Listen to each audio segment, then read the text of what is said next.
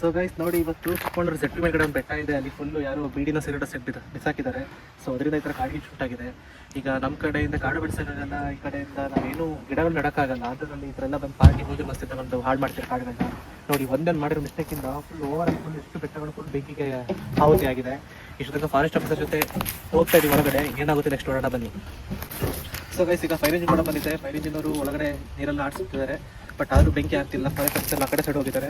ಈ ಕಡೆ ಫಾರೆಸ್ಟ್ ಇದು ಫೈರ್ ಇಂಜಿನ್ ಡಿಪಾರ್ಟ್ಮೆಂಟ್ ಈ ಕಡೆ ಇದೆ. ಈಗ ಬನ್ನಿ ಹೋಗೋಣ ಒಳಗಡೆ.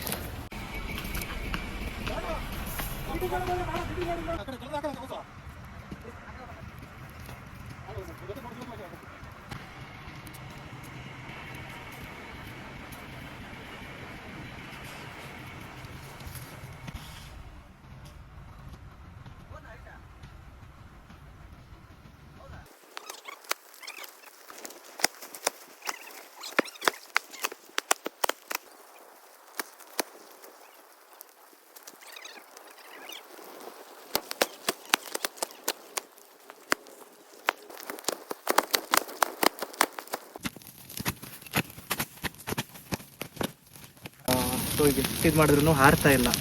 ಸೊ ಹಾಗಾಗಿ ನಮ್ಮ ಕಾಡನ್ನ ನಾವು ಸೇಫ್ ಮಾಡ್ಕೋಬೇಕು.